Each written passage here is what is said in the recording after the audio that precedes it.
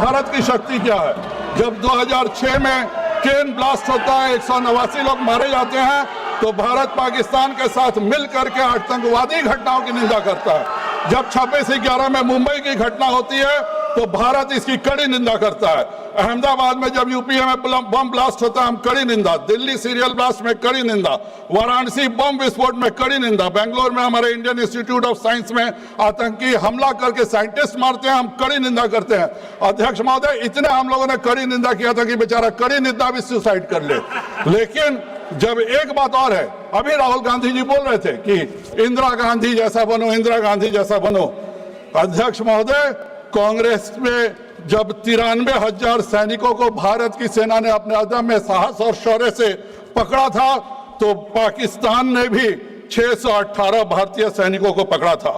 तब माननीय इंदिरा गांधी जी ने 93,000 पाकिस्तानी सैनिकों को तो छोड़ दिया, पर उस 618 में 54 सैनिक हम आज भी वापस नहीं ला सके। इसका जिम्मेवार इंदिरा गांधी है कि नहीं, यह बताना चाहिए। मेजर अशोक सूरी ने कि उनके पिताजी को 7 दिसंबर 1974 को हाथ से लिखी हुई चिट्ठी मिलती है। सेना कंफर्म करती है कि हाँ, यह मेजर सूरी की चिट्ठी है जो पाकिस्तानी जेल से आई थी। लेकिन उसके बाद भी हम अपने उन सभी 54 सैनिकों को भारत नहीं ला सके। यह हम सब के लिए बहुत शर्मिंदा की बात है और इसके लिए राहुल गांधी और पूरे कांग्रेस को शर्मिंदा होना चाहिए। अध्यक्ष महोदय, हम लोगों ने 1965 में पीओके में हाजीपुर दर्रा कैप्चर कर लिया था। अगर उसको हम नहीं छोड़े होते तो हमको कभी भी जरूरत नहीं पड़ती कि पीओके से कोई आ सके। हम लोगों ने 1971 में 13,000 स्क्वायर किलोमीटर इंदिरा गांधी ने पाकिस्तान को वापस कर दिया। हम लोगों ने अक्साई चीन में जमीन कैप्चर किया और माननीय नेहरू जी कुछ नहीं बोले। 1948 में ऑल इंडिया रेडियो में जाकर के उन्होंने रोक दिया कि भाई इसके आगे मत बढ़ो। अध्यक्ष महोदय, मैं एक ही बात कांग्रेस पे कहना चाहूंगा, जो आज हम लोग पर टिप्पणियां हो रही थी कि वह एक समंदर खंगालने में लगे हुए हैं, हमारी कमियां निकालने में लगे हुए हैं।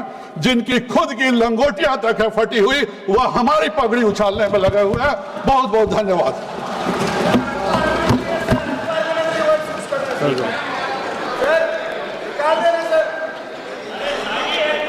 माननीय प्रधानमंत्री माननीय मोदी जी,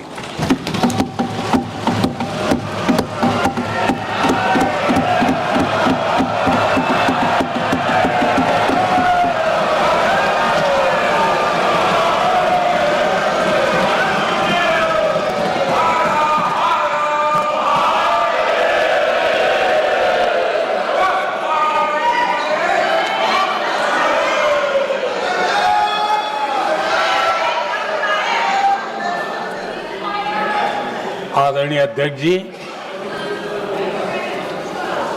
इस सत्र के प्रारंभ में ही मैं जब मीडिया के साथियों से बात कर रहा था, तब मैंने सभी माननीय सांसदों को अपील करते हुए एक बात का उल्लेख किया था। मैंने कहा था कि ये सत्र भारत के विजयोत्सव का सत्र है।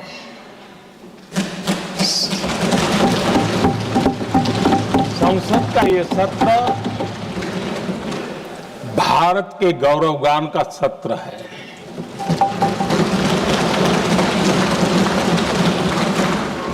आदरणीय अध्यक्ष जी, जब मैं विजयोत्सव की बात कर रहा हूं तब मैं कहना चाहूंगा कि ये विजयोत्सव आतंकी हेडक्वार्टर्स को मिट्टी में मिलाने का है।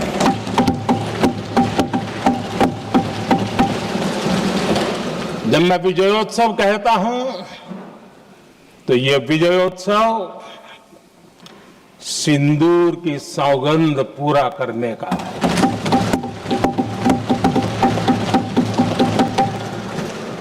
मैं जब ये विजयोत्सव कहता हूं तो ये भारत की सेना के शौर्य और सामर्थ्य का विजय गाथा कह रहा है। जब मैं विजयोत्सव कह रहा हूं तो 140 करोड़ भारतीयों की एकता, इच्छा शक्ति, उसके एक अप्रतिम जीत का विजय उत्सव की बात करता हूं। आदरणीय अध्यक्ष जी, मैं इसी विजय भाव से इस सदन में भारत का पक्ष रखने के लिए खड़ा हुआ।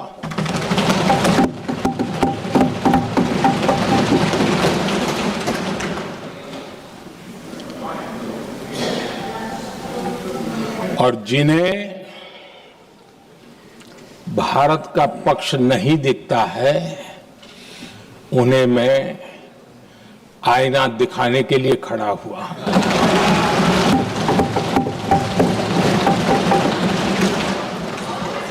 आदरणीय अध्यक्ष जी, मैं 140 करोड़ देशवासियों की भावनाओं में अपना स्वर मिलाने के लिए उपस्थित हुआ हूं। ये 140 करोड़ देशवासियों की भावना की जो गूंज है, जिस सदन में सुनाई दी है, मैं उसे अपना एक स्वर मिलाने खड़ा हुआ। आदरणीय अध्यक्ष जी, ऑपरेशन सिंदूर के दरमियान जिस प्रकार से देश के लोगों ने मेरा साथ दिया, मुझे आशीर्वाद दिए, देश की जनता मुझ पर कर्ज है। मैं देशवासियों का आभार व्यक्त करता हूं। मैं देशवासियों का अभिनंदन करता हूं। आदरणीय अध्यक्ष जी, 22 अप्रैल को पहलगाम में जिस प्रकार की क्रूर घटना घटी, जिस प्रकार आतंकवादियों ने निर्दोष लोगों को उनका धर्म पूछ पूछ करके गोलियां मारी, ये क्रूरता की पराकाष्ठा थी। भारत को हिंसा की आग में झोंकने का ये सुविचारित प्रयास था। भारत में दंगे फैलाने की ये साजिश थी। मैं आज देशवासियों का धन्यवाद करता हूं कि देश ने एकता के साथ उस साजिश को नाकाम कर दिया।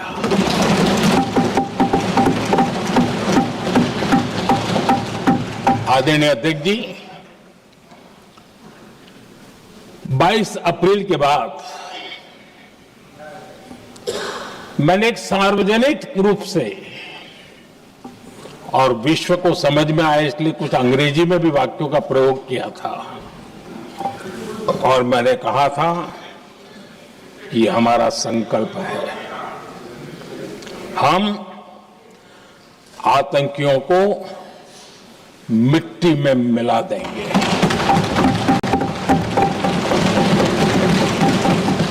और मैंने सार्वजनिक रूप से कहा था, सजा उनके आकाओं को भी होगी और कल्पना से भी बड़ी सजा मिलेगी।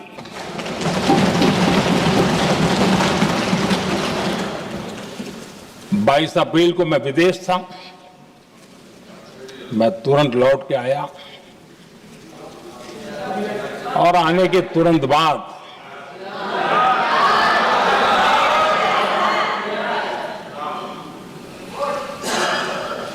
मैंने एक बैठक बुलाई और उस बैठक में हमने साफ साफ निर्देश दिए कि आतंकवाद को करारा जवाब देना होगा और ये हमारा राष्ट्रीय संकल्प है।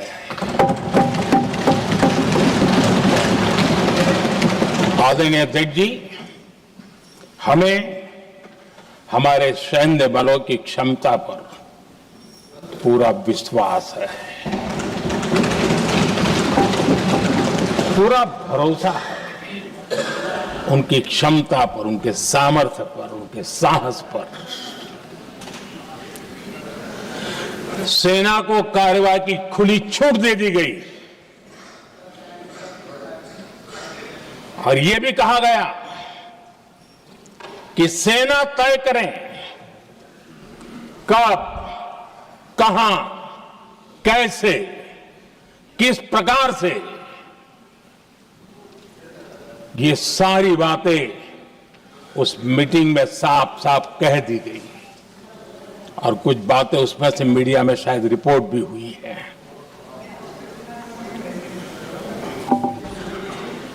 हमें गर्व है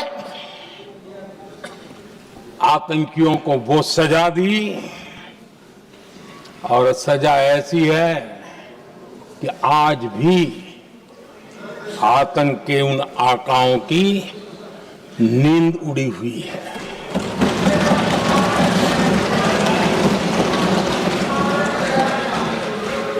आदरणीय अध्यक्ष जी, मैं हमारी सेना की सफलता के उससे जुड़े भारत के उस पक्ष को सदन के माध्यम से देशवासियों के सामने रखना चाहता हूं।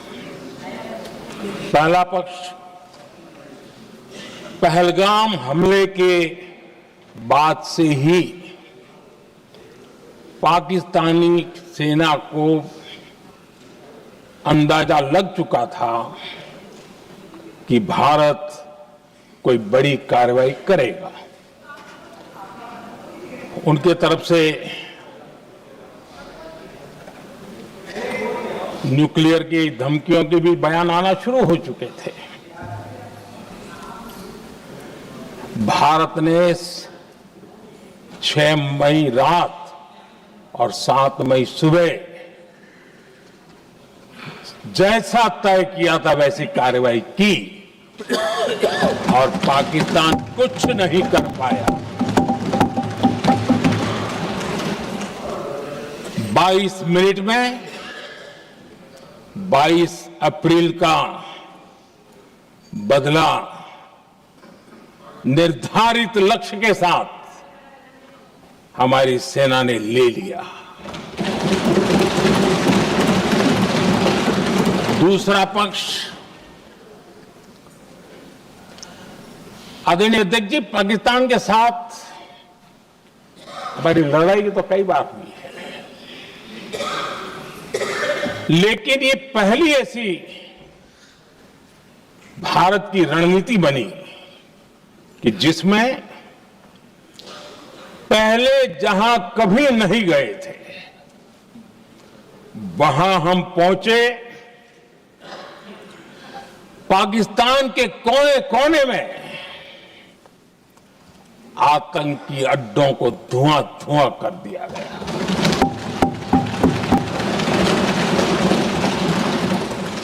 आतंक के गढ़ कोई सोच नहीं सकता कि वहां तक कोई जा सकता है। बहावलपुर और मुर्ग के उसको भी जमीन दोस्त कर दिया गया। आदरणीय अध्यक्ष जी, हमारे सेनाओं ने आतंकी अड्डों को तबाह कर दिया। तीसरा पक्ष, पाकिस्तान की न्यूक्लियर धमकी को हमने झूठा साबित कर दिया।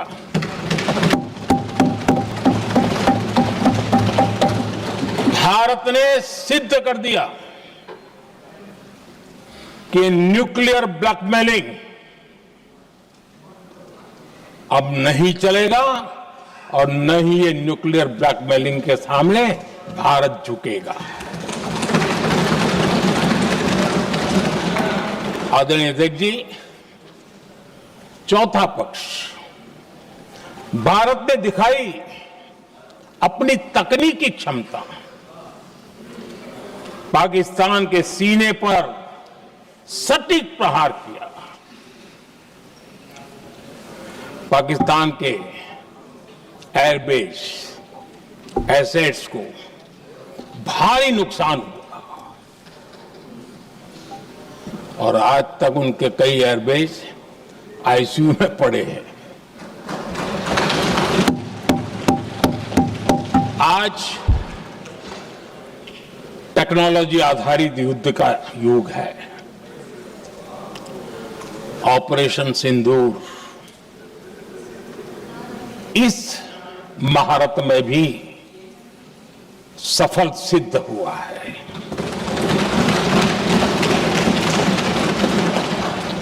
अगर पिछले 10 साल में जो हमने तैयारियां की हैं वो न की होती तो इस तकनीक के युग में हमारा कितना नुकसान हो सकता था इसका हम अंदाज लगा सकते हैं। पांचवा पक्ष,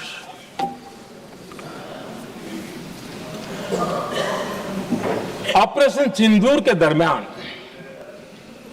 पहली बार हुआ जब आत्मनिर्भर भारत की ताकत को दुनिया ने पहचाना। Made in India drone, made in India missile ने पाकिस्तान के हथियारों की पोल खोल करके रख दी।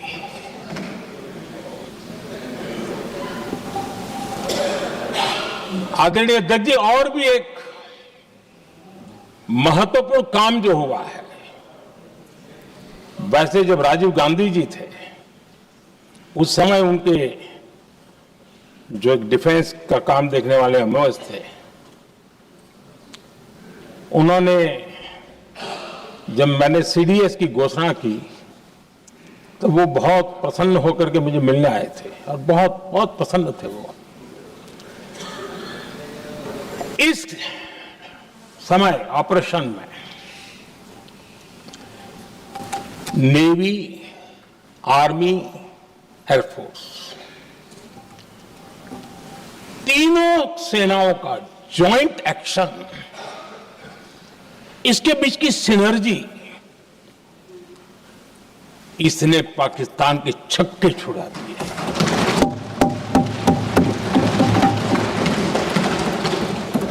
आदरणीय अध्यक्ष जी, आतंक की घटनाएं पहले भी देश में होती थी,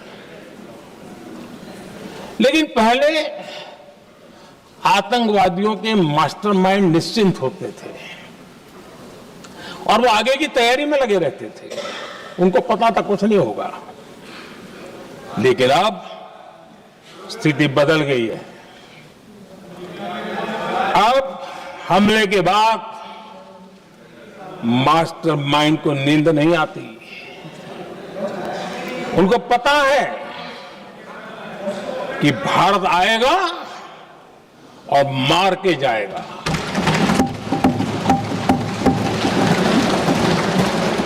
ये न्यू नॉर्मल भारत ने सेट कर दिया है।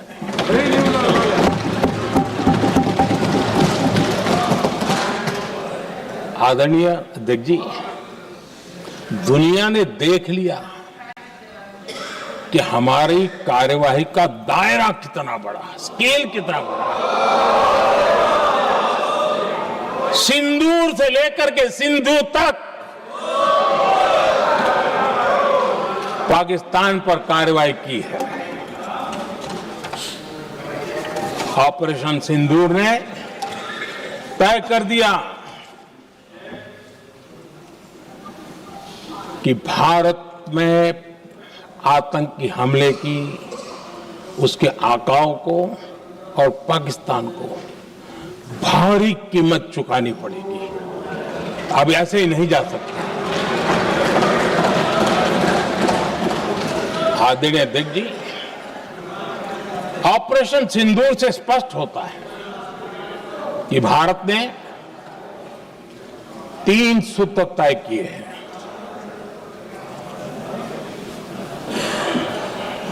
अगर भारत पर आतंकी हमला हुआ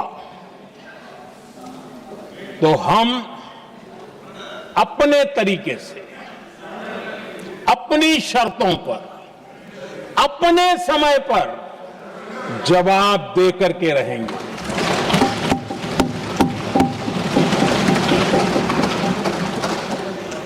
दूसरा, कोई भी न्यूक्लियर ब्लैकमेल अब नहीं चलेगा।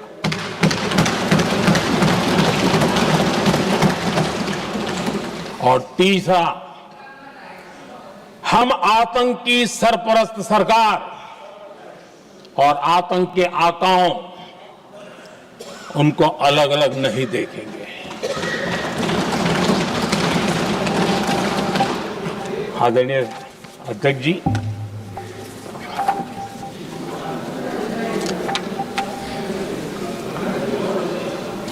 यहां पर विदेश नीति को लेकर के भी काफी बातें कही गई हैं।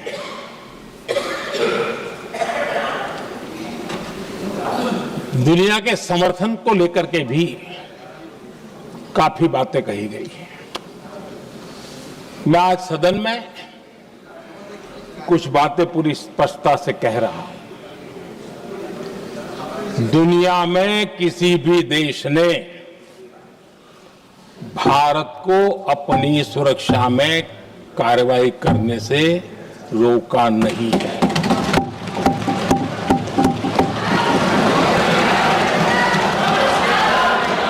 संयुक्त राष्ट्र 193 कंट्रीज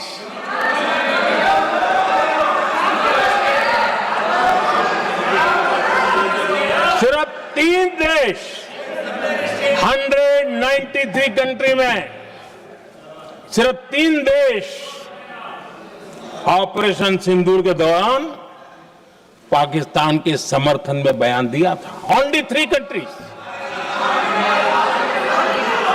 क्वाड हो, ब्रिक्स हो, फ्रांस, रूस, जर्मनी, कोई भी देश का नाम ले लीजिए, तमाम देश दुनिया भर से भारत को समर्थन मिला है।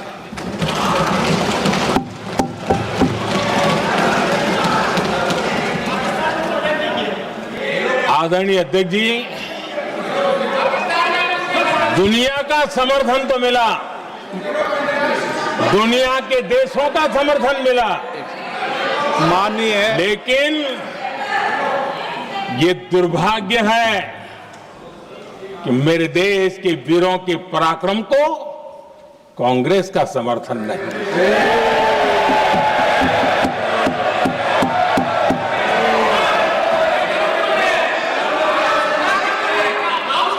22 अप्रैल के बाद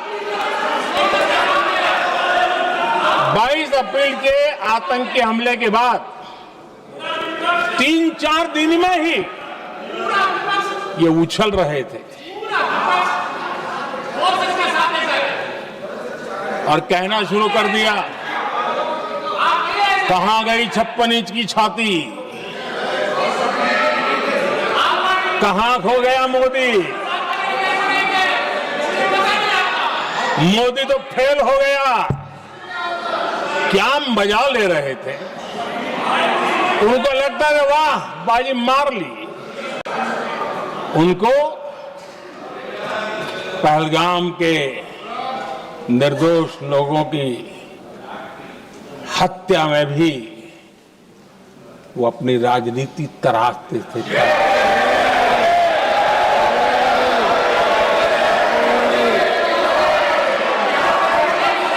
अपनी स्वार्थी राजनीति के लिए मुझ पर निशाना साध रहे थे, लेकिन उनकी ये बयानबाजी, इनका छिछोरापन देश के सुरक्षा बलों का मनोबल गिरा रहा था। माननीय प्रतिपक्ष के नेता, एक मिनट, प्रतिपक्ष के नेता आपकी बात सबने ध्यान से सुनी। आप बेटे बेटे कांग्रेस कर रहे हैं और निर्देश दे रहे नेताओं हैं को पीछे से, ये उचित नहीं है आपके लिए। न भारत के सामर्थ्य पर भरोसा है और न ही भारत की सेनाओं पर। इसलिए वो लगातार ऑपरेशन सिंदूर पर सवाल उठा रहे हैं। ऐसा करके आप लोग मीडिया में हेडलाइंस तो ले सकते हैं, लेकिन देशवासियों के दिलों में जगह नहीं बना सकते।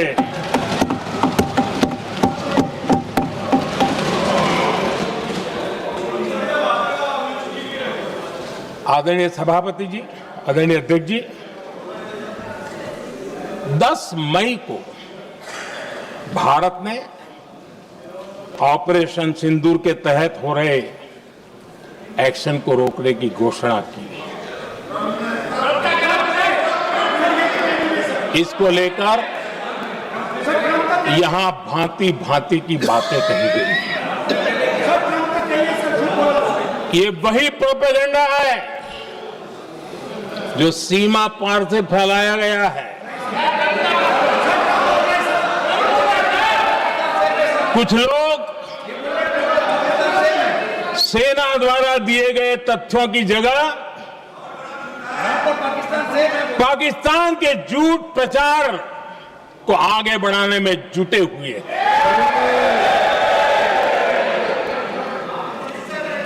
जबकि भारत का रुख हमेशा स्पष्ट रहा है। आदरणीय अध्यक्ष जी, कुछ चीजें मैं जरा स्मरण भी कराना चाहता हूं। जब सर्जिकल स्ट्राइक हुआ उस समय हमने लक्ष्य तय किया था, हमारे जवानों को तैयार करके कि हम उनके इलाके में जाकर के आतंकियों के जो लॉन्चिंग पैड है उनको नष्ट करेंगे। और सर्जिकल स्ट्राइक, एक रात के उस ऑपरेशन में हमारे लोग सूर्योदय होते होते काम पूरा करके वापस आए। लक्ष्य निर्धारित था कि ये करना है। जब बालाकोट एयर स्ट्राइक किया तो हमारा लक्ष्य तय था कि आतंकियों के जो ट्रेनिंग सेंटर्स है इस बार हम उसको तबाह करेंगे, और हमने वो भी करके दिखाया। ऑपरेशन सिंदूर के समय हमारा लक्ष्य तय था, और हमारा लक्ष्य था कि आतंक के जो एपी सेंटर है और पहलगाम के आतंकियों को जहां से पुरजोश योजना बनी, ट्रेनिंग मिली, व्यवस्था मिली, उस पर हमला करेंगे। हमने उनके नाभि पर हमला कर दिया।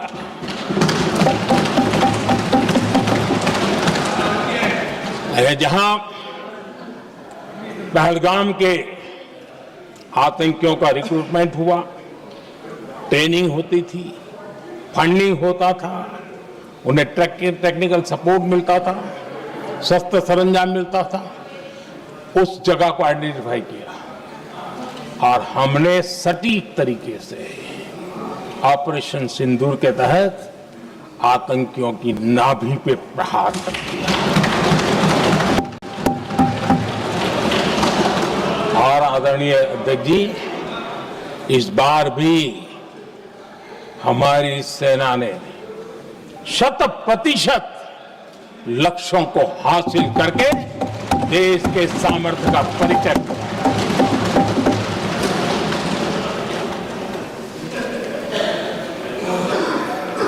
कुछ लोग जानबूझ करके कुछ चीजें भूलने में इंटरेस्टेड होते हैं। देश भूलता नहीं है, देश को याद है। 6 रात और 7 मई सुबह ऑपरेशन हुआ था और 7 मई को सुबह भारत ने प्रेस कॉन्फ्रेंस हमारी सेना ने की और उस प्रेस कॉन्फ्रेंस में भारत ने स्पष्ट कर दिया था और पहले दिन से क्लियर था कि हमारा लक्ष्य है आतंकियों के आका, आतंकियों की जो व्यवस्थाएं जहां से होती है वो और उनके अड्डे, उनको हम ध्वस्त करना चाहते थे और हमने प्रेस कॉन्फ्रेंस में कह दिया था हमने हमारा काम कर दिया है, हमने जो तय किया था पूरा कर दिया है। और इसलिए 6-7 मई को ऑपरेशन हमारा संतोषजनक होने के तुरंत बाद कल जो राजनाथ जी ने कहा था, मैं डंके की चोट पर दोबारा दोहराता हूं, भारत की सेना ने पाकिस्तान की सेना को चंद मिनटों में बता दिया कि हमारा ये लक्ष्य था, हमने ये लक्ष्य पूरा कर दिया है, ताकि उनको पता चले और हमें भी पता चले कि उनके दिल दिमाग में क्या चलता है।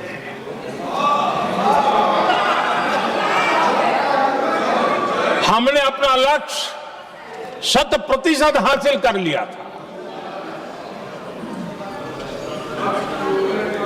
और पाकिस्तान में समझदारी होती तो आतंकियों के साथ खुलेआम खड़े रहने की गलती न करता। उसने निर्लज्ज होकर के आतंकवादियों के साथ खड़े रहने का फैसला किया। हम पूरी तरह तैयार थे, हम भी मौके की तलाश में थे, लेकिन हमने दुनिया को बताया था कि हमारा लक्ष्य आतंकवाद है, आतंकवादी आका है, आतंकवादी ठिकाने हैं, वो हमने पूरा कर दिया। लेकिन जब पाकिस्तान ने आतंकियों की मदद में आने का फैसला किया और मैदान में उतरने की हरकत की, तो भारत की सेना ने सालों तक याद रह जाए ऐसा करारा जवाब दे करके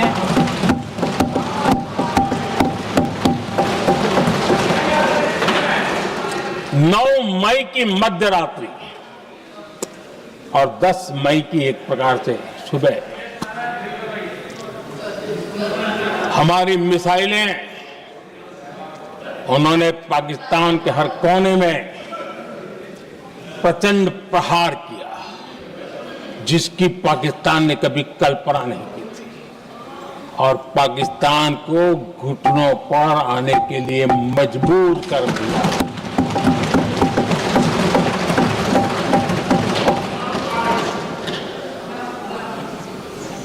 और आपने टीवी में भी देखा है वहां से क्या बयान आते थे। पाकिस्तान के लोग, अरे मैं तो स्विमिंग पूल में नहा रहा था, कोई कह रहा था मैं तो दफ्तर जाने की तैयारी कर रहा था, हम कुछ सोचे पहले तो भारत ने तो हमला कर दिया। ये पाकिस्तान के लोगों के बयान है और देश ने देखे हैं। स्विमिंग पूल में नहा रहा था।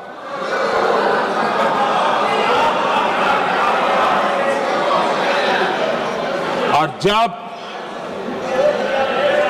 इतना कड़ा प्रहार हुआ,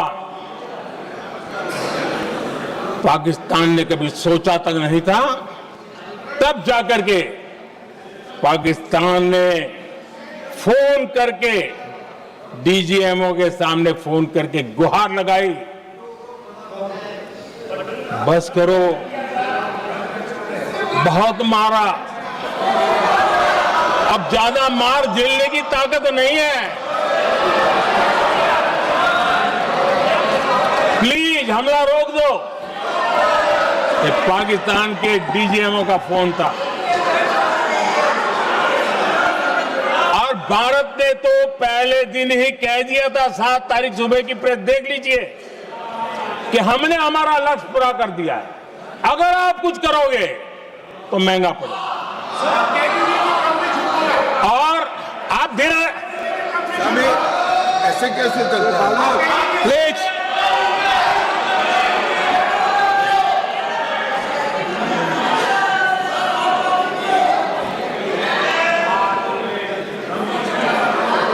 मैं आज दोबारा कह रहा हूं, ये भारत की स्पष्ट नीति थी, सुविचारित नीति थी, सेना के साथ मिलकर के तय की हुई नीति थी, और वे ये थी कि हम आतंक, उनके आका, उनके ठिकाने, ये हमारा लक्ष्य है। और हमने कहा, पहले दिन प्रेस कॉन्फ्रेंस में कहा है कि हमारा एक्शन नॉन एक्सीलेटरी है, ये हमने कह करके किया है। और इसके लिए साथियों हमने हमला रोका। अध्यक्ष जी, दुनिया के किसी भी नेता ने भारत के ऑपरेशन रोकने के लिए नहीं कहा।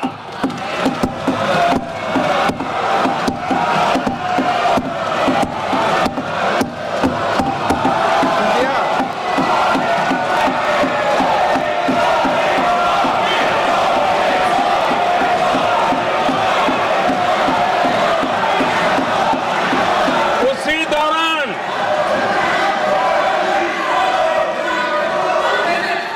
9 तारीख को रात को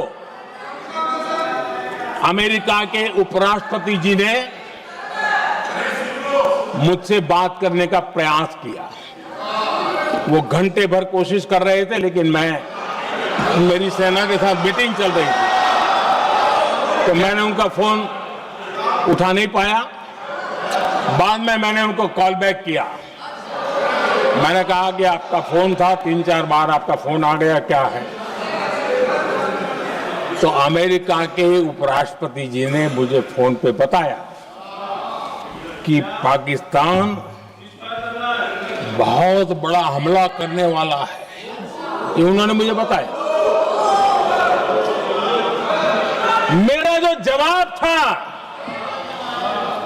जिनको समझ नहीं आता है उनको तो नहीं आएगा,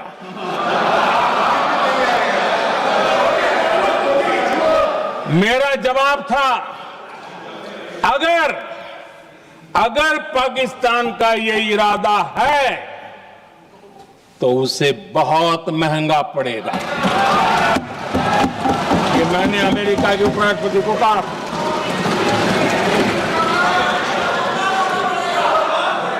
अगर पाकिस्तान हमला करेगा तो हम बड़ा हमला कर करके जवाब देंगे, ये मेरा जवाब था। और आगे मेरा एक वाक्य था, मैंने कहा था, हम गोली का जवाब गोले से देंगे। ये 9 तारीख रात की बात है, और 9 रात में और 10 सुबह हमने पाकिस्तान को, सैन्य शक्ति को तहस नहस कर दिया था। और यही हमारा जवाब था, यही हमारा जज्बा था। और आज पाकिस्तान भी भली भांति जान गया है कि भारत का हर जवाब पहले से ज्यादा तगड़ा होता है।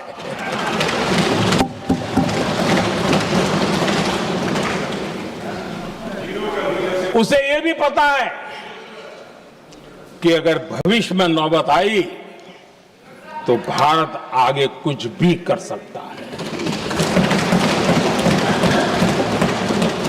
और इसलिए मैं फिर से लोकतंत्र के इस मंदिर में दोहराना चाहता हूं, ऑपरेशन सिंदूर जारी है।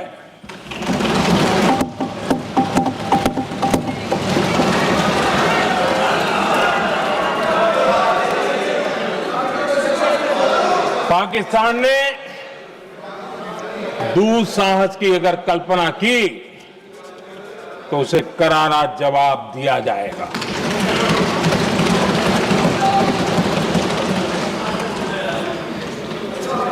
आदरणीय अध्यक्ष जी, आज का भारत आत्मविश्वास से भरा हुआ है। आज का भारत आत्मनिर्भरता के मंत्र को लेकर के पूरी शक्ति के साथ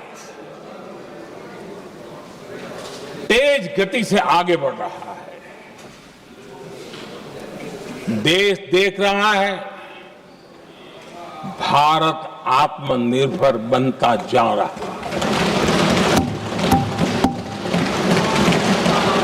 लेकिन देश ये भी देख रहा है कि एक तरफ तो भारत आत्मनिर्भरता की ओर तेज गति से आगे बढ़ रहा है, लेकिन कांग्रेस मुद्दों के लिए पाकिस्तान पर निर्भर होती जा रही है।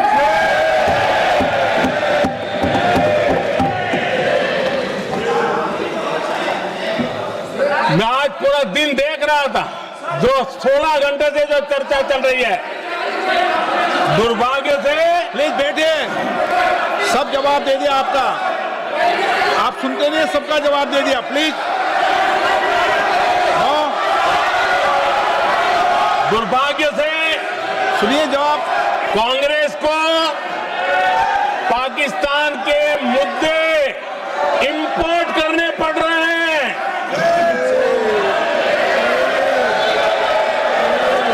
आदरणीय अध्यक्ष जी, आज के वॉरफेयर में इंफॉर्मेशन और नैरेटिव्स की प्लीज बैठिए। बहुत बड़ी भूमिका है।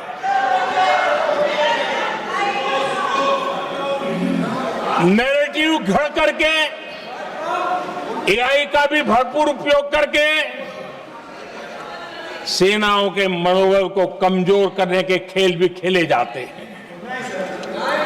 जनता के अंदर अविश्वास पैदा करने के भी भरपूर प्रयास होते हैं। दुर्भाग्य से कांग्रेस और उसके सहयोगी पाकिस्तान के ऐसे ही प्रपंच के प्रवक्ता बन चुके हैं।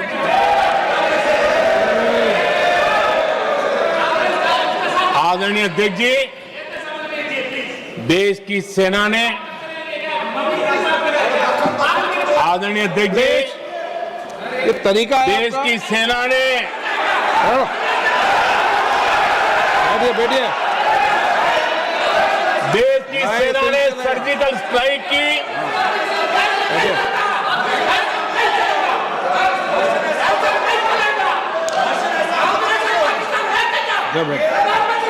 बैठिए बैठिए। आदरणीय अध्यक्ष जी, देश की सेना ने सफलतापूर्वक सर्जिकल स्ट्राइक की तो तुरंत कांग्रेस वालों ने सेना से सबूत मांगे थे। लेकिन जब उन्होंने देश का मूड देखा, देश का मिजाज देखा, तो सुर उनके बदलने लगे और बदल करके क्या कहने लगे?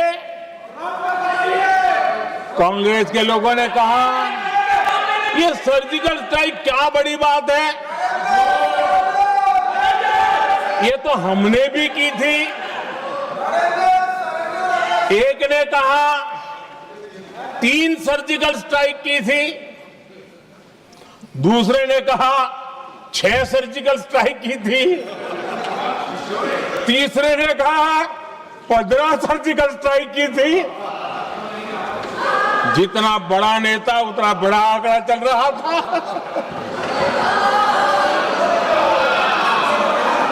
आदरणीय अध्यक्ष जी, इसके बाद बालाकोट में सेना ने एयर स्ट्राइक की। अब एयर स्ट्राइक तो ऐसी थी कि वो कुछ कह नहीं सकते थे, इसलिए ये तो नहीं कहा कि भाई हमने भी की थी। उसमें तो उन्होंने समझदारी दिखाई, लेकिन फोटो मांगने लगे। एयर स्ट्राइक हुई तो फोटो दिखाओ, क्या कहां गिरा, क्या तोड़ा, कितना तोड़ा, कितने मरे, बस यही पूछते रहे। पाकिस्तान भी यही पूछता था, ये भी यही पूछते थे। इतना ही नहीं, आदरणीय अध्यक्ष जी, जब पायलट अभिनंदन पकड़े गए तो पाकिस्तान में तो खुशी का माहौल होना स्वाभाविक था कि उनके हाथ में भारत की सेना का एक पायलट उनके हाथ लगा था। लेकिन यहां पर भी कुछ लोग थे जो कानों कानों में कह रहे थे, अब मोदी फंसा, अब अभिनंदन में आए, मोदी ला करके दिखा दे, अब देखते हैं मोदी क्या करता है। आज डंके की चोट पर अभिनंदन वापिस आए।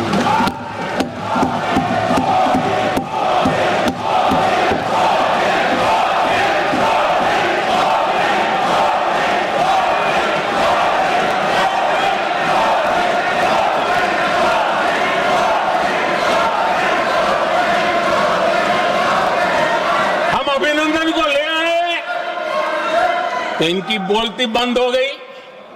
इनको लगा यार कि नसीब वाला आदमी है, हमारा हथियार हाथ से निकल गया। आदरणीय अध्यक्ष जी, पहलगाम हमले के बाद हमारा बीएसएफ का एक जवान पाकिस्तान के कब्जे में गया, तो फिर इनको लगा वाह, बड़ा मुद्दा हाथ में आ गया है, अब मोदी फंस जाएगा। अब तो मोदी की फजीयत जरूर होगी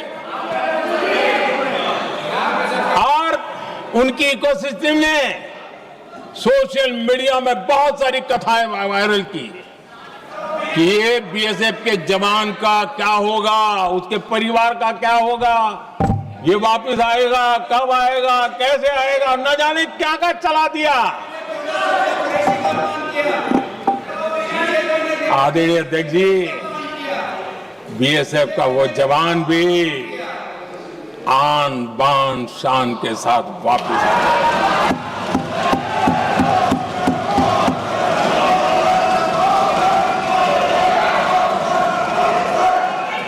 आतंकवादी रो रहे हैं,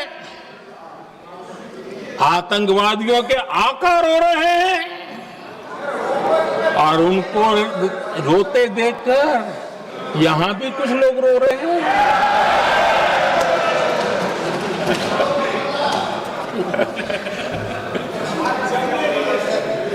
अब देखिए, सर्जिकल स्ट्राइक में सर्जिकल स्ट्राइक चल रही थी, उसके बाद उन्होंने एक खेल खेलने की कोशिश की, बात जमी नहीं।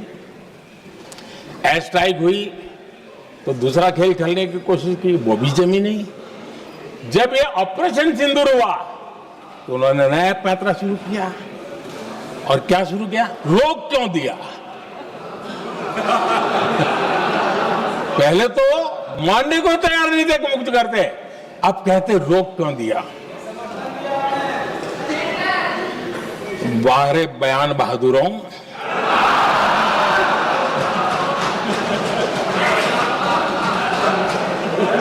आपको विरोध का कोई न कोई बहाना चाहिए और इसलिए सिर्फ मैं नहीं, पूरा देश आप पर हंस रहा है।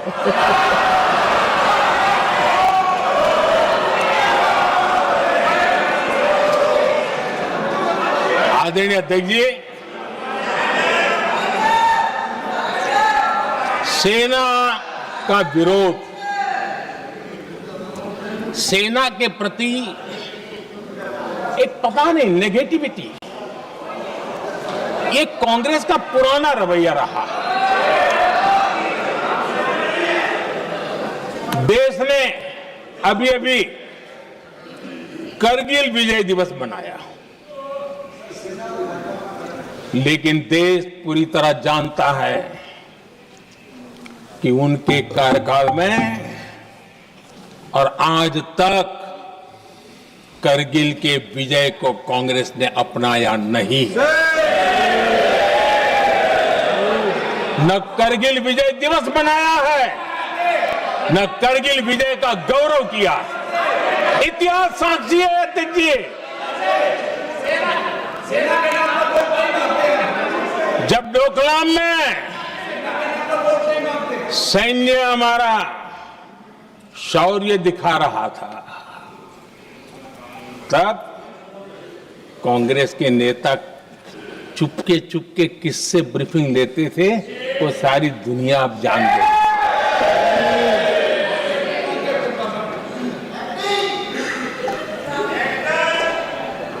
आप निकाल दीजिए पाकिस्तान के सारे बयान और यहां हमारा विरोध करने वाले लोगों के बयान, फुल स्टॉप कॉमा के साथ एक है।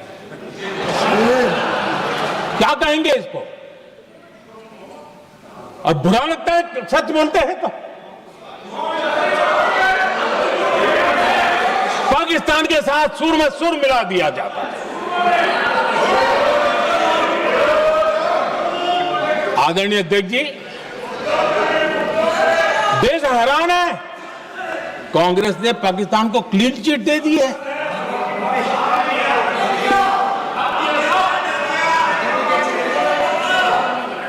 उनकी ये हिम्मत, और इनकी आदत जाती नहीं है, ये हिम्मत कि पहलगाम के आतंकी पाकिस्तानी थे, इसका सबूत दो।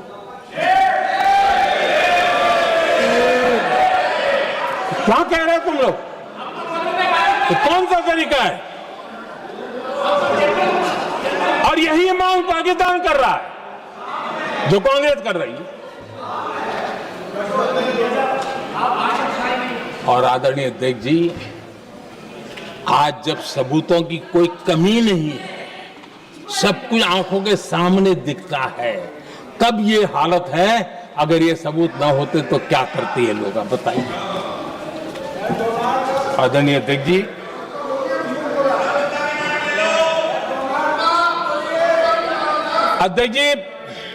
ऑपरेशन सिंदूर के एक पार्ट की तरफ तो चर्चा भी बहुत होती है, ध्यान भी जाता है, लेकिन देश के लिए कुछ गौरव की क्षणें होती हैं, ताकत के परिचय होता है, उसकी तरफ भी ध्यान जाना बहुत आकर्षित है।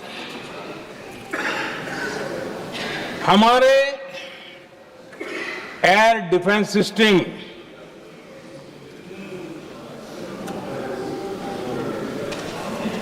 दुनिया में इसकी चर्चा है।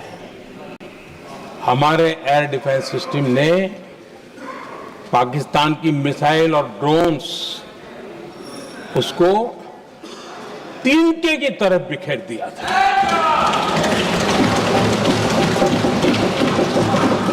आदरणीय अध्यक्ष जी, मैं एक आंकड़ा आज बताना चाहता हूं,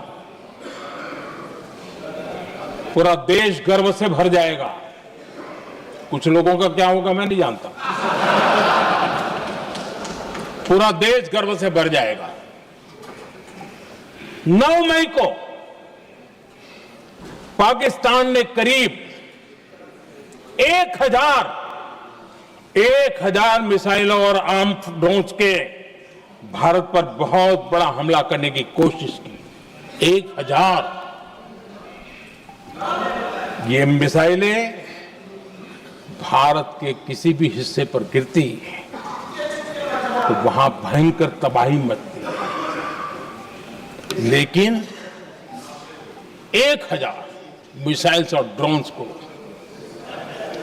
भारत ने आसमान में ही चूर चूर कर दिया।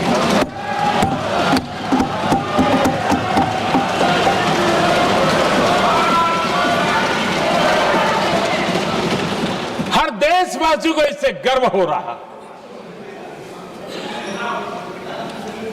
लेकिन जैसे कांग्रेस के लोग इंतजार कर रहे थे, कुछ तो गड़बड़ होगी यार, मोदी मरेगा, कहीं तो फंसेगा।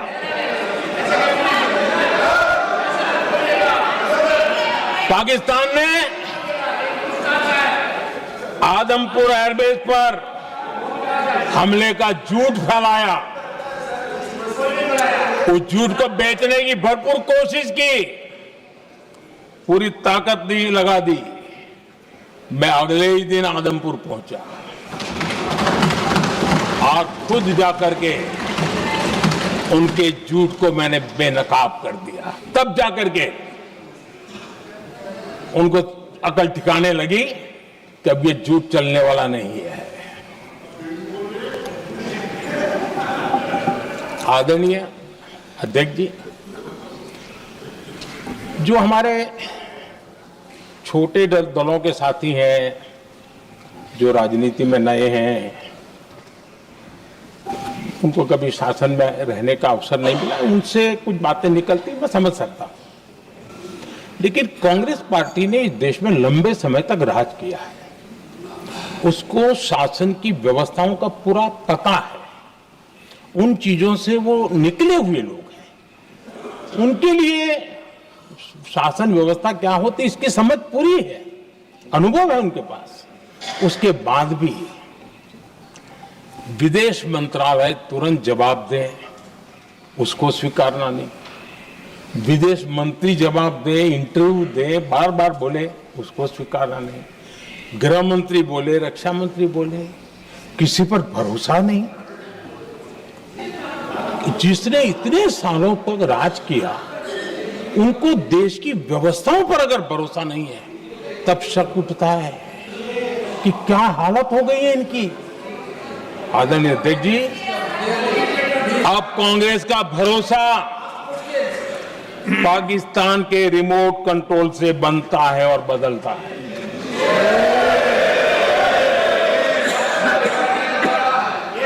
आदरणीय अध्यक्ष जी, एक बिल्कुल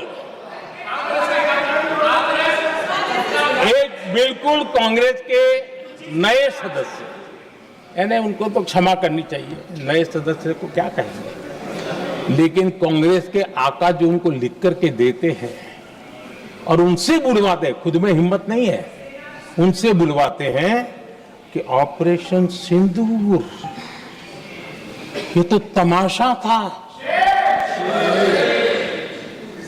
ये आतंकवादियों ने जिन 26 लोगों को मौत के घाट उतारा था ना, उस भयंकर क्रूर घटना पर ये तेजाब छिड़कने वाला पाप है।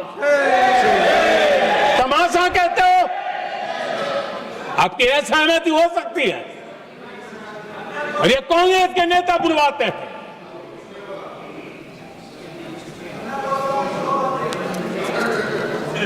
आदरणीय अध्यक्ष जी, पहलगाम के हमलावरों को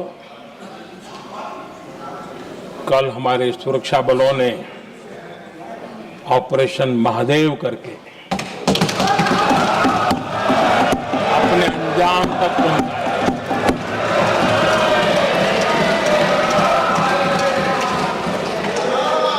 लेकिन मैं हैरान हूं कि यहां ठहाके लगा के पूछा गया कि आखिर ये कल ही क्यों हुआ।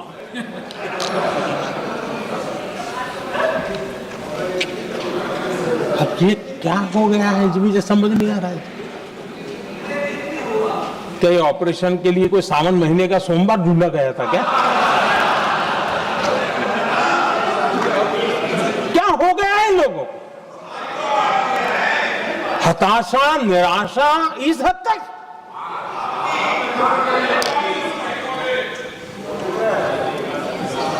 और देखिए मजा, पिछले कई सप्ताह से हाँ ऑपरेशन सिंदूर वगैरह तो ठीक है, पहलगाम के आतंकियों का क्या हुआ, पहलगाम के आतंकियों का अब हुआ तो कल क्यों हुआ?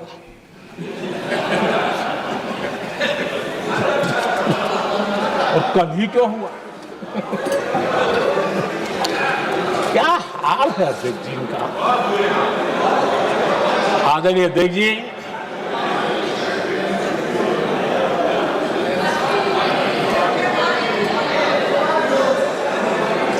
आदरणीय अध्यक्ष जी, शास्त्रों में कहा गया है, हमारे शास्त्रों में कहा गया है, शस्त्रेण रक्षिते राष्ट्रे, शस्त्रेण रक्षिते राष्ट्रे शास्त्र चर्चा प्रवर्तते। अर्थात जब राष्ट्र शस्त्र से सुरक्षित होते हैं तभी वहां शास्त्र की, ज्ञान की चर्चाएं जन्म ले पाती है। जब सीमा पर सेनाएं मजबूत होती हैं तभी लोकतंत्र प्रखर होता है। आदरणीय अध्यक्ष जी, ऑपरेशन सिंदूर बीते दशक में भारत की सेना के सशक्तिकरण का एक साक्षात प्रमाण है। ऐसे ही नहीं हुआ है। कांग्रेस के शासन के दौरान सेनाओं को आत्मनिर्भर बनाने के संबंध में सोचा तक नहीं जाता था। आज भी आत्मनिर्भर शब्द की मजाक उड़ाई जाती है। वैसे वो महात्मा गांधी से आया हुआ है, लेकिन आज भी मजाक उड़ाई जाती है। हर रक्षा सौदे में कांग्रेस अपने मौके खोजती रहती थी।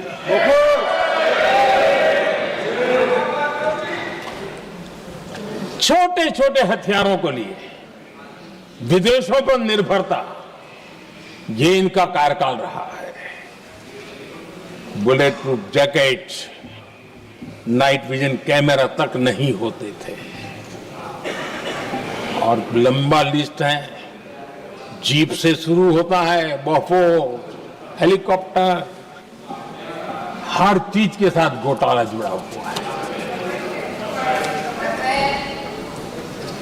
आदरणीय अध्यक्ष जी, हमारी सेनाओं को आधुनिक हथियारों के लिए दशकों तक इंतजार करना पड़ा। आजादी के पहले, और इतिहास गवाह, एक जमाना था जब डिफेंस मैन्युफैक्चरिंग में भारत का आवाज सुनाई देती थी। जिस समय तलवारों से लड़ा जाता था ना, तब भी तलवारें भारत की श्रेष्ठ मानी जाती थी। हम डिफेंस के इक्विपमेंट में आगे थे। लेकिन आजादी के बाद जो एक मजबूत डिफेंस इक्विपमेंट मैन्युफैक्चरिंग का हमारा दायरा था, जो हमारा पूरा इकोसिस्टम था, उसको सोच समझ करके तबाह कर दिया गया, उसको दुर्बल किया गया।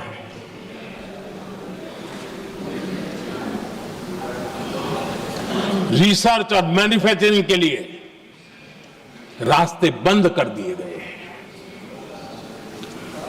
अगर इसी नीति पर हम चलते तो भारत इस 21वीं सदी में ऑपरेशन सिंदूर के संबंध में सोच भी नहीं सकता।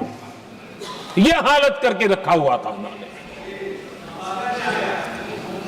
भारत को सोचना पड़ता कि अगर कोई एक्शन लेना है तो शस्त्र कहां से मिलेंगे, साधन कहां से मिलेगा, बारूद कहां से मिलेगा, समय पर मिलेगा नहीं मिलेगा, बीच बचाव में रुक तो नहीं जाएगा, ये टेंशन पालना पड़ता है।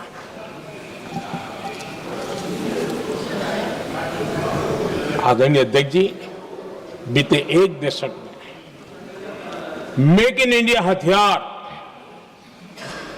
सेना को मिले, उन्होंने इस ऑपरेशन में बहुत निर्णायक भूमिका निभाई।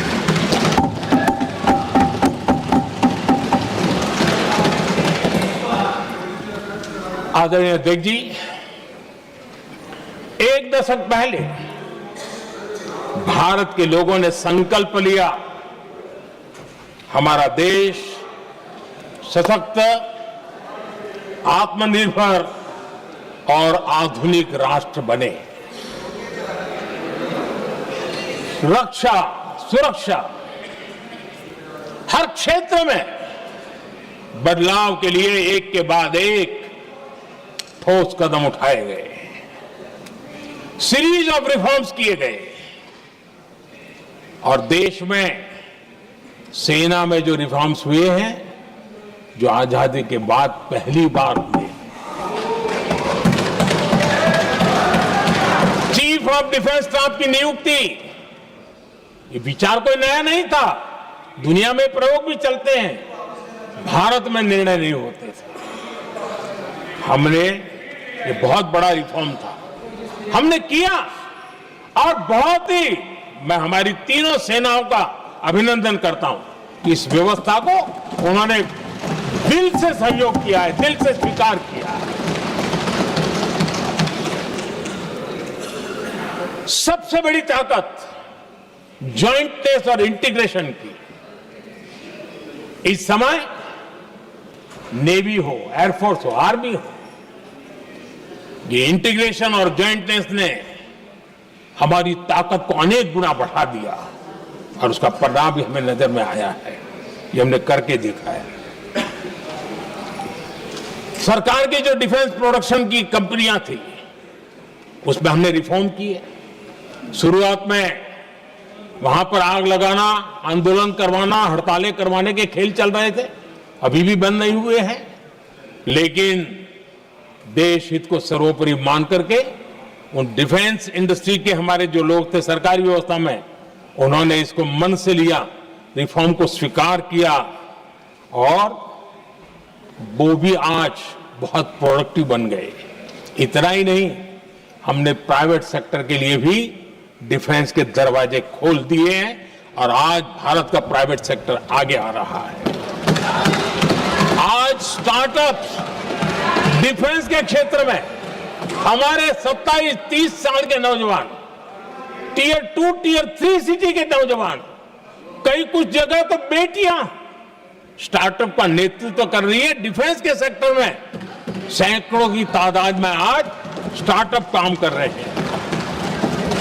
ड्रोन्स, एक प्रकार से मैं कह सकता हूं, ड्रोन्स की जितनी भी एक्टिविटी हमारे देश में हो रही है, शायद एवरेज 30-35 की उम्र होगी जो लोग कर रहे हैं, सारे लोग, और सैकड़ों की तादाद में कर रहे हैं।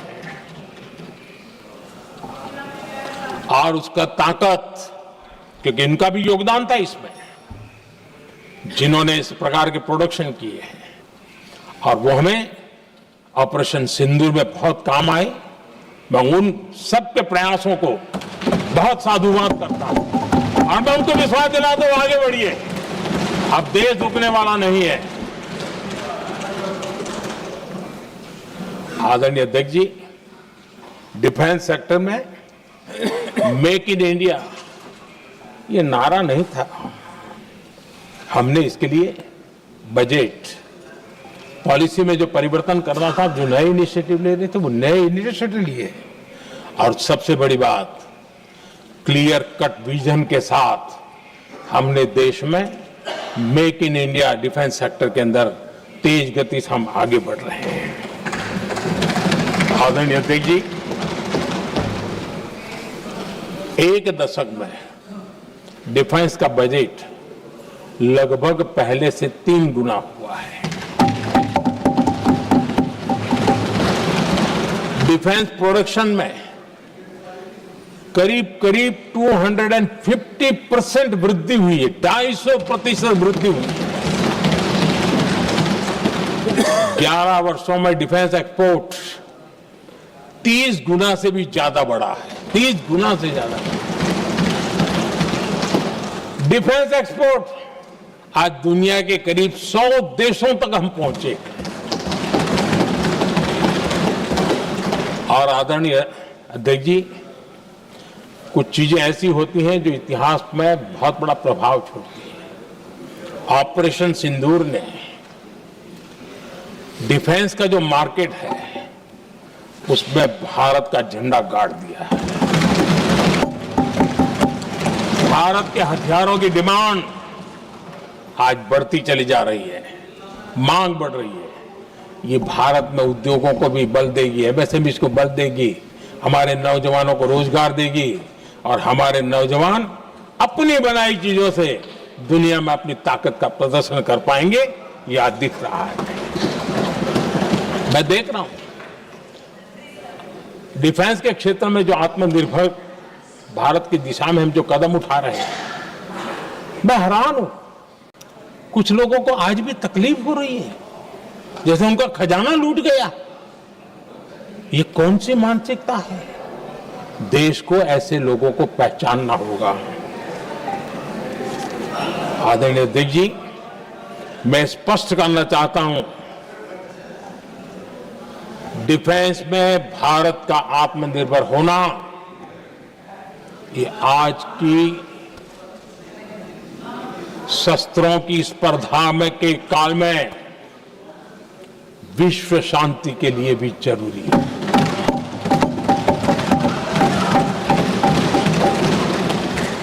मैं पहले भी कह चुका हूं, भारत युद्ध का नहीं, बुद्ध का देश है। हम समृद्धि, शांति चाहते हैं, लेकिन हम ये कभी न भूले कि समृद्धि का और शांति का रास्ता शक्ति से ही गुजरता है।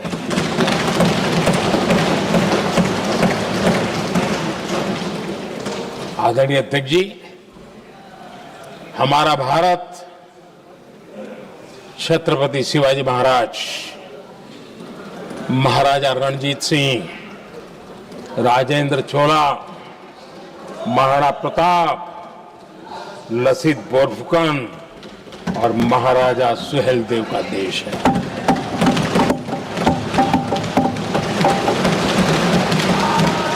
आदरणीय अध्यक्ष जी, हम विकास और शांति के लिए सामरिक सामर्थ्य पर भी फोकस करते हैं। आदरणीय अध्यक्ष जी,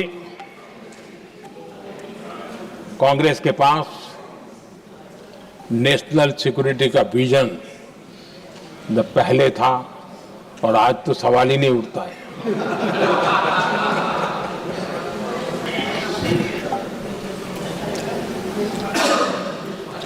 कांग्रेस ने हमेशा नेशनल सिक्योरिटी पर समझौता किया। आज जो लोग पूछ रहे हैं पीओके को वापस क्यों नहीं लिया, वैसे ये सवाल मुझे ही पूछ सकते हैं और किसको पूछ सकते हैं।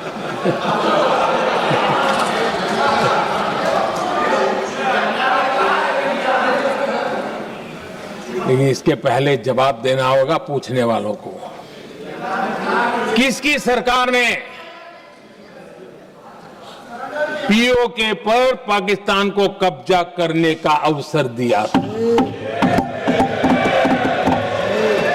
जवाब साफ है, जवाब साफ है।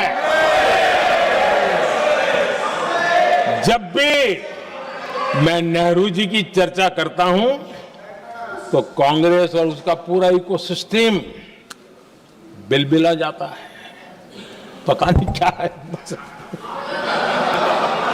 आदरणीय अध्यक्ष जी, हम एक शेर सुना करते थे, मुझे ज्यादा इसका ज्ञान तो नहीं है लेकिन सुनते थे। लम्हों ने खता की और सदियों ने सजा पाई। आजादी के बाद से ही जो फैसले लिए गए उनकी सजा आज तक देश भुगत रहा है।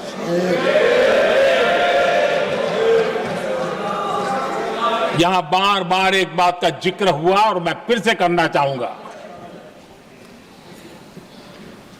अक्साई चीन की उस पूरे क्षेत्र को बंजर जमीन करार दिया गया, ये कह करके तो बंजर है। देश की 38,000 वर्ग किलोमीटर जमीन हमें खोनी पड़ी।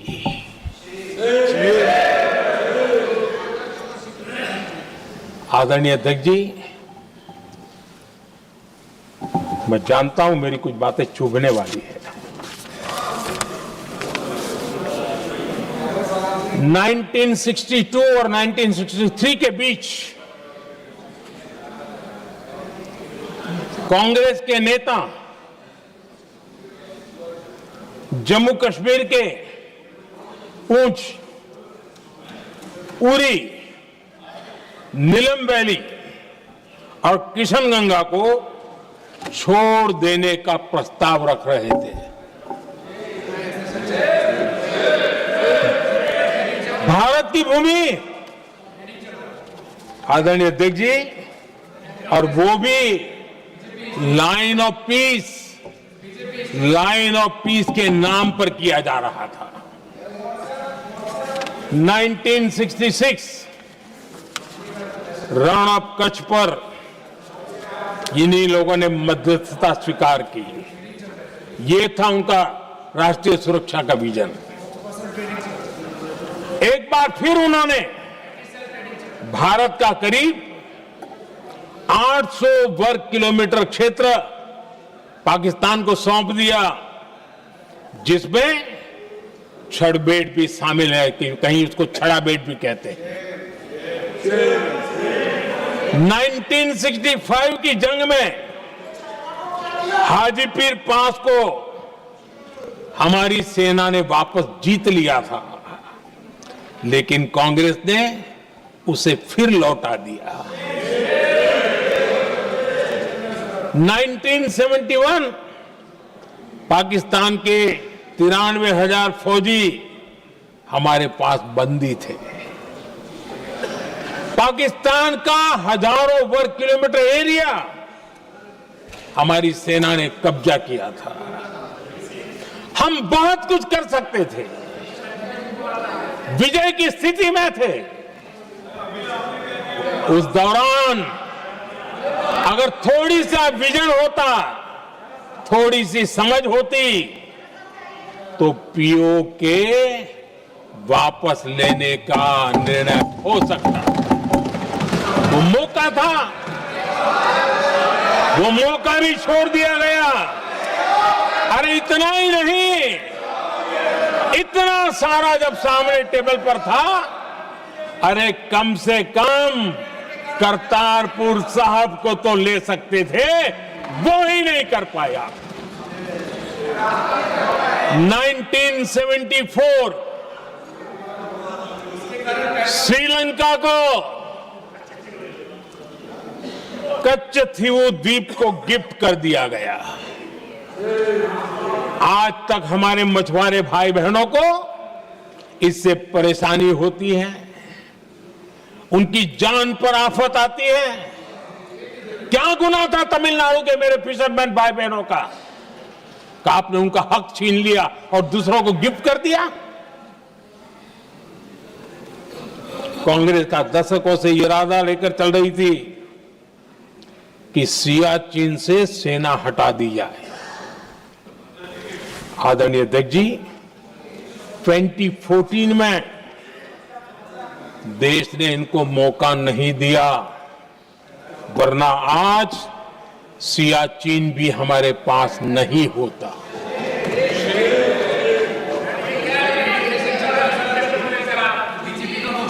आदरणीय अध्यक्ष जी, आजकल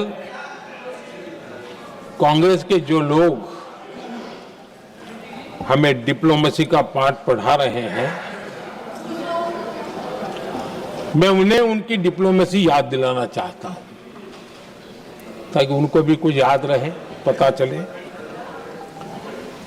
26/11 जैसे भयंकर हमले के बाद बहुत बड़ा आतंकी हमला था।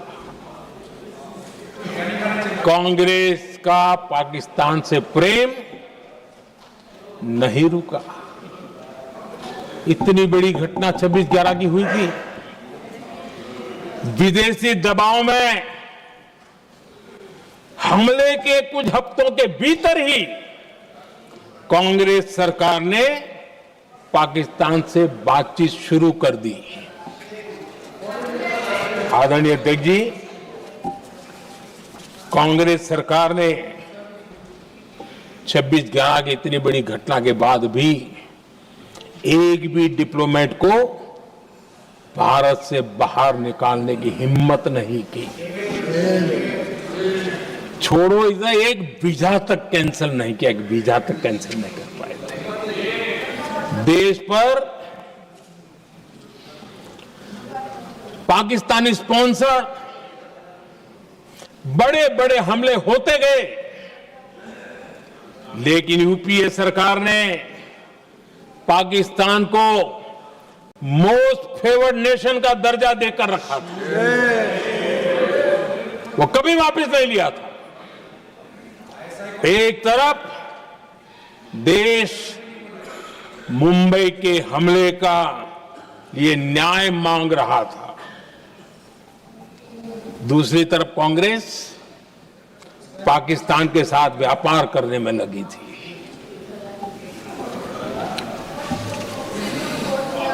पाकिस्तान वहां से खून की होली खेलने वाले आतंकियों को भेजते रहे,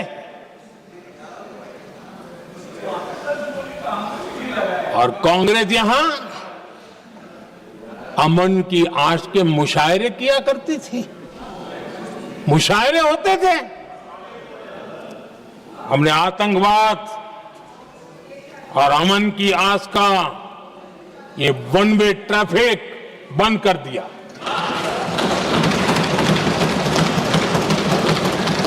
हमने पाकिस्तान का MFN का दर्जा रद्द किया, वीजा बंद किया। हमने अटारी वाघा बॉर्डर को बंद कर दिया। आदरणीय अध्यक्ष जी,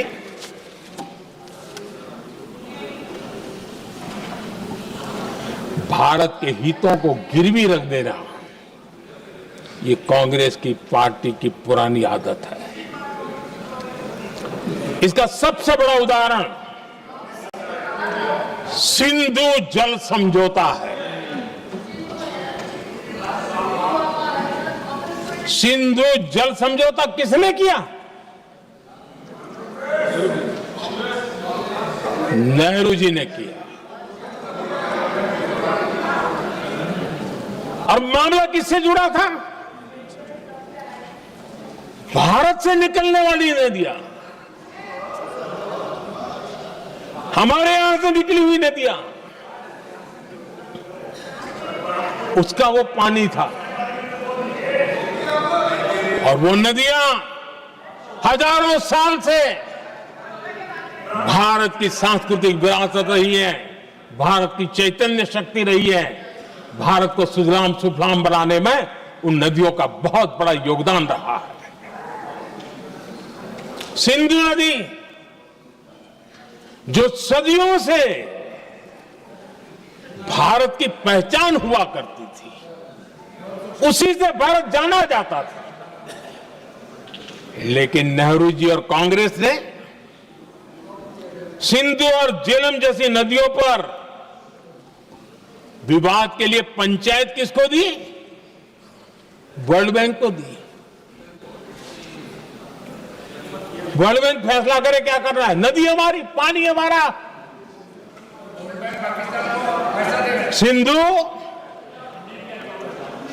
सिंधु जल समझौता सीधा सीधा भारत की अस्मिता और भारत के स्वाभिमान के साथ किया गया बहुत बड़ा धोखा था।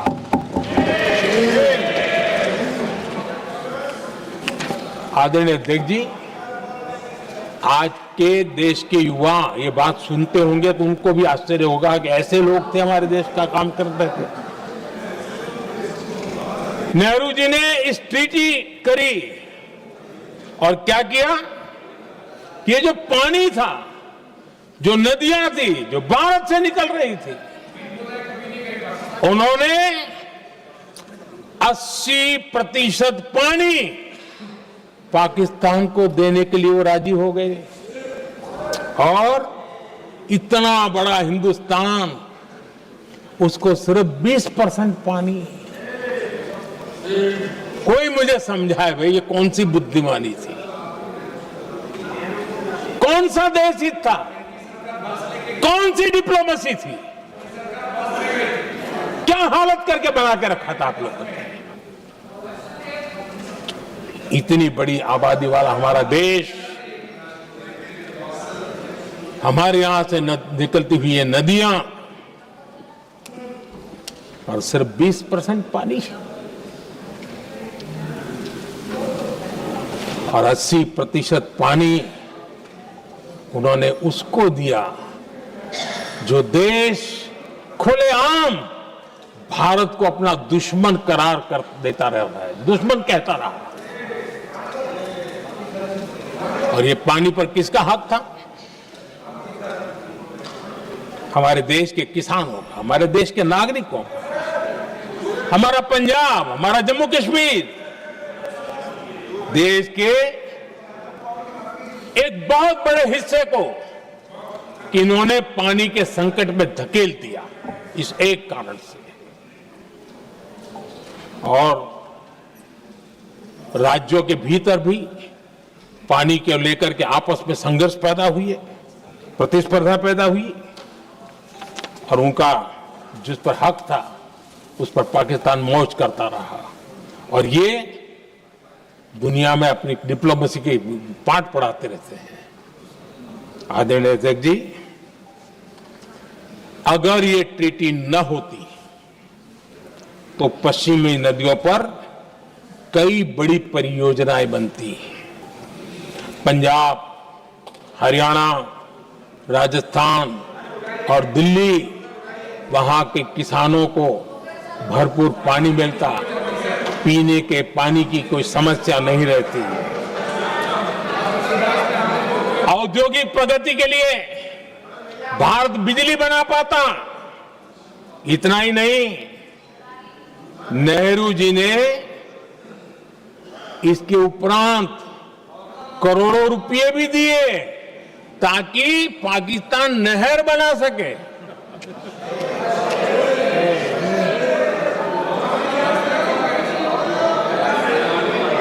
आदरणीय अध्यक्ष जी, इससे भी बड़ी बात, देश चौंक जाएगा। ये चीजें छिपाई गई है, दबा दी गई है। कहीं भी बांध बनता है तो उसमें एक मैकेनिज्म होता है उसकी सफाई का, डीसिल्टिंग का।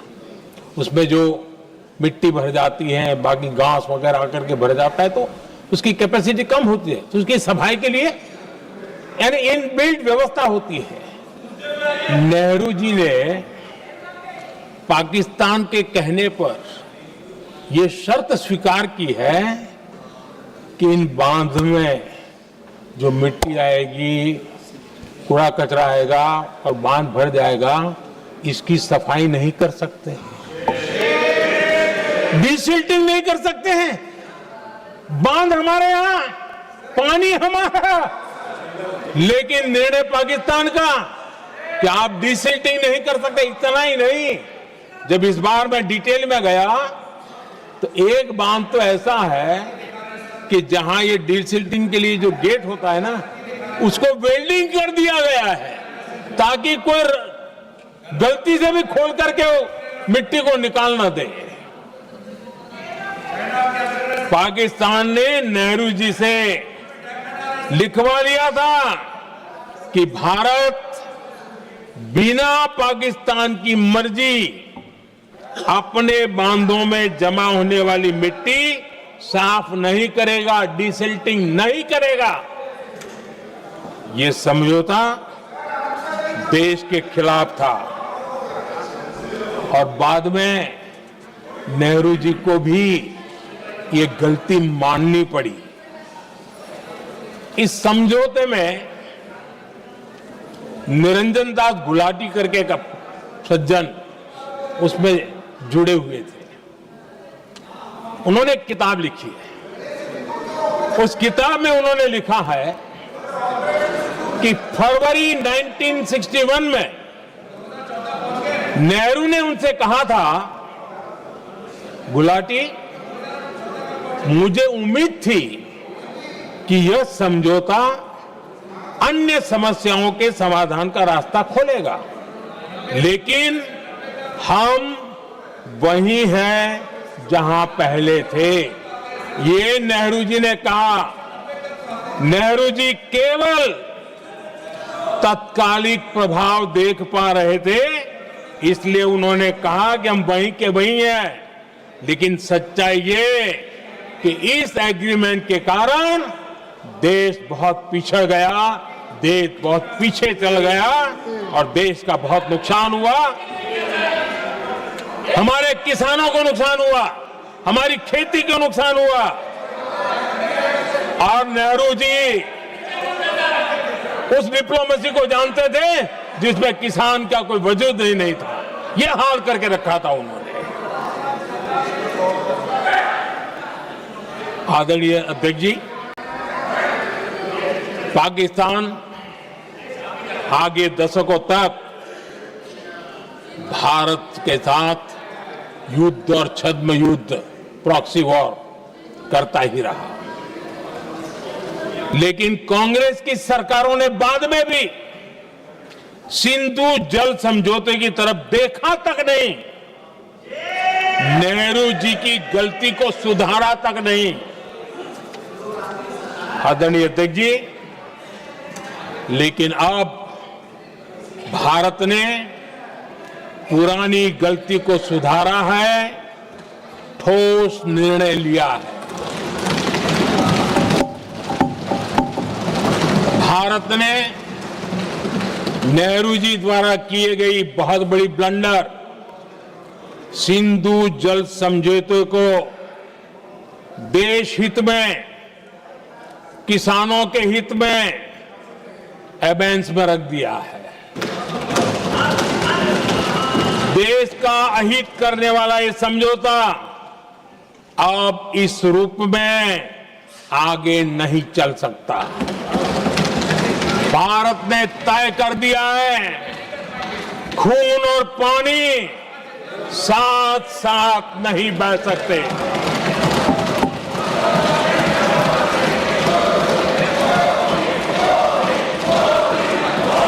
माननीय सदस्य, आप बहुत देर हो गई, आप उपनेता हैं, ये तरीका आप बैठे बैठे टोकते हैं, प्लीज, ये शोभा नहीं देता आपके लिए। बैठिए बैठिए बैठिए, आदरणीय शोभा नहीं देता आपका। अध्यक्ष जी, आप उपनेता, अपनी मर्यादा बना के रखें। चलिए बैठिए। वहां बैठे साथी आतंकवाद पर लंबी लंबी बातें करते हैं। जब ये सत्ता में था, जब इनको राज करने का अवसर मिला था, तब देश का हाल क्या है, क्या रहा था, वो आज भी देश भूला नहीं है। 2014 से पहले देश में असुरक्षा का जो माहौल था, अगर वो आज याद भी करे ना, तो लोग सिहर जाते हैं। आदरणीय अध्यक्ष जी, हम सबको याद है, जो नई पीढ़ी के बच्चे हैं उनको पता नहीं है, हम सबको पता है। हर जगह पर अनाउंसमेंट होता था, रेलवे स्टेशन पर जाओ, बस स्टैंड पर जाओ, एयरपोर्ट पर जाओ, बाजार में जाओ, मंदिर में जाओ, कहीं पर भी जाओ, जहां भी भीड़ होती है, कोई भी लावारिस चीज दिखे छूना मत, पुलिस को तुरंत जानकारी देना, वो बम हो सकता है। हम 2014 तक यही सुनते आए थे, ये हालात करके रखा था। देश के कोने कोने में यही हाल था। माहौल ये था कि जैसे कदम कदम पर बम बिछे हैं और खुद को ही नागरिकों ने बचाना है, उन्होंने हाथ ऊपर कर दिए थे, अनाउंस कर दिया। आदरणीय अध्यक्ष जी, कांग्रेस की कमजोर सरकारों के कारण देश को कितनी जानें गंवानी पड़ी, हमें अपनों को खोना पड़ा। आदरणीय अध्यक्ष जी, आतंकवाद पर लगाम लगाई जा सकती थी। हमारी सरकार ने 11 साल में ये करके दिखाया एक बहुत बड़ा सबूत है। 2004 से 14 के बीच जो आतंकी घटनाएं होती थी, उन घटनाओं में बहुत बड़ी कमी आई है। इसलिए देश भी जानना चाहता है, अगर हमारी सरकार आतंकवाद पर नकेल कस सकती है तो कांग्रेस सरकारों की ऐसी कौन सी मजबूरी थी कि आतंकवाद को फलने फूलने दिया। आदरणीय अध्यक्ष जी, कांग्रेस के राज में आतंकवाद अगर फला फूला है तो उसका एक बड़ा कारण इनकी तुष्टीकरण की राजनीति है, वोट बैंक की राजनीति है। जब दिल्ली में बाटला हाउस एनकाउंटर हुआ, कांग्रेस के एक बड़ी नेता के आंख में आंसू थे, आतंकवादी मारे गए इसके कारण। और वोट पाने के लिए इस बात को हिंदुस्तान के कोने कोने में पहुंचाया गया। आदरणीय अध्यक्ष जी, 2001 में देश की संसद पर हमला हुआ था। तब कांग्रेस के एक बड़े नेता ने अफजल गुरु को बेनिफिट ऑफ डाउट देने की बात कही थी। आदरणीय अध्यक्ष जी, मुंबई में 26/11 का इतना बड़ा आतंकी हमला हुआ, एक पाकिस्तानी आतंकी जिंदा पकड़ा गया।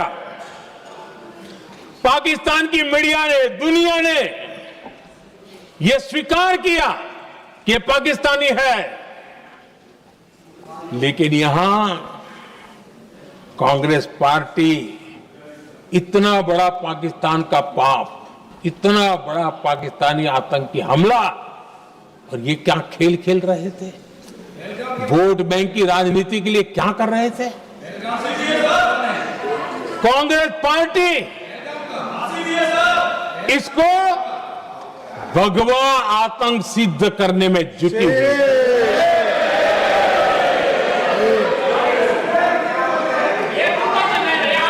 कांग्रेस दुनिया को हिंदू आतंकवाद की छड़ी बेचने में लगी हुई थी।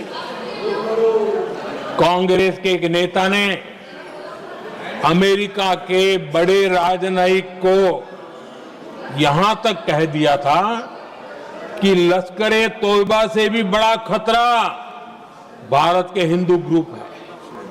यह कहा गया था। तुष्टीकरण के लिए कांग्रेस ने जम्मू कश्मीर में भारत का संविधान, बाबा साहब अंबेडकर का संविधान, उसे जम्मू कश्मीर में पैर नहीं रखने दिए। इन्होंने घुसने नहीं दिया, उसे बाहर रखा। तुष्टीकरण और वोट बैंक की राजनीति के लिए कांग्रेस हमेशा देश की सुरक्षा को बलि चढ़ाती रही। आदरणीय अध्यक्ष जी,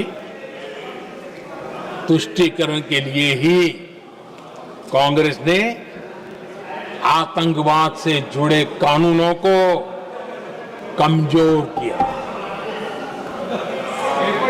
गृहमंत्री जी ने आज विस्तार से सदन में कहा है, इसलिए मैं इसको रिपीट करना नहीं चाहता। आदरणीय अध्यक्ष जी,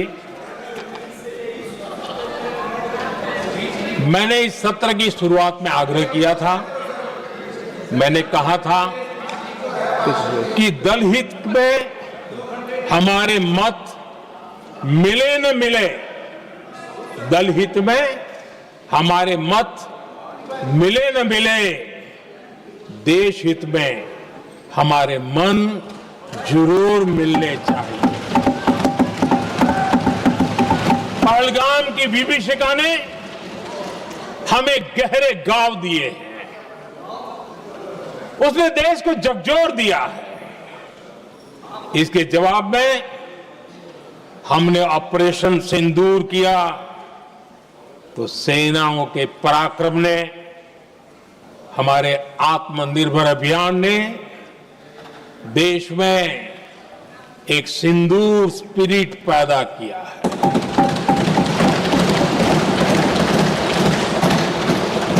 ये सिंदूर स्पिरिट हमने तब भी देखी जब दुनिया भर में हमारे प्रतिनिधि मंडल भारत की बात बताने गए। मैं उन सभी साथियों को बहुत बहुत बधाई देता हूं। आपने बहुत ही प्रभावी ढंग से भारत की बात डंके की चोट पर दुनिया के सामने रखी। लेकिन मुझे दुख इस बात का है, हैरानी भी है, जो खुद को कांग्रेस के बड़े नेता समझते हैं, उनके पेट में दर्द हो रहा है कि भारत का पक्ष दुनिया के सामने क्यों रखा गया। शायद कुछ नेताओं को सदन में बोलने पर भी पाबंदी लगा दी गई।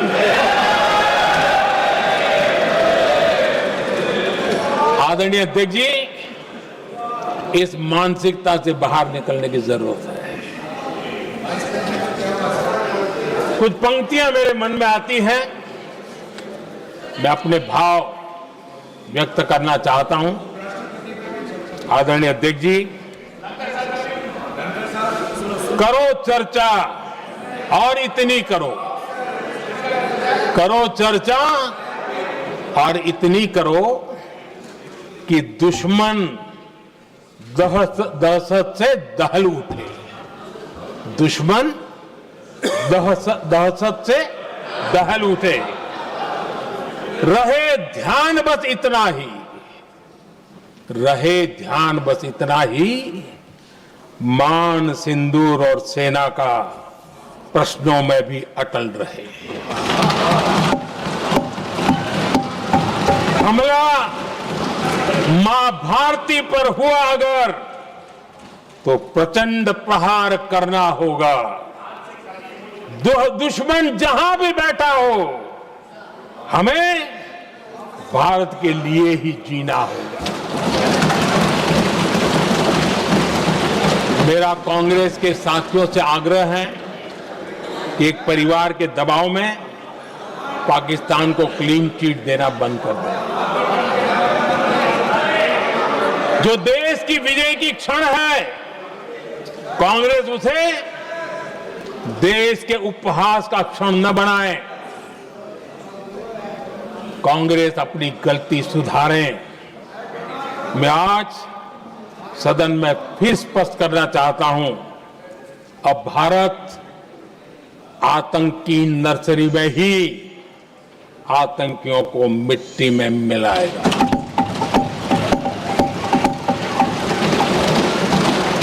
हम पाकिस्तान को भारत के भविष्य खेलने नहीं देंगे और इसलिए ऑपरेशन सिंदूर खत्म नहीं हुआ है, ऑपरेशन सिंदूर जारी है। और ये पाकिस्तान के लिए भी नोटिस है। वो जब तक भारत के खिलाफ आतंक का रास्ता रोकेगा नहीं, तब तक भारत एक्शन लेता रहेगा। भारत का भविष्य सुरक्षित और समृद्ध होगा, यही हमारा संकल्प है। इसी भाव के साथ मैं फिर से सभी सदस्यों को सार्थक चर्चा के लिए धन्यवाद देता हूं। और आदरणीय अध्यक्ष जी, मैंने भारत का पक्ष रखा है, भारत के लोगों की भावनाओं को व्यक्त किया है। मैं सदन का फिर से आभार व्यक्त करता हूं। बहुत बहुत धन्यवाद।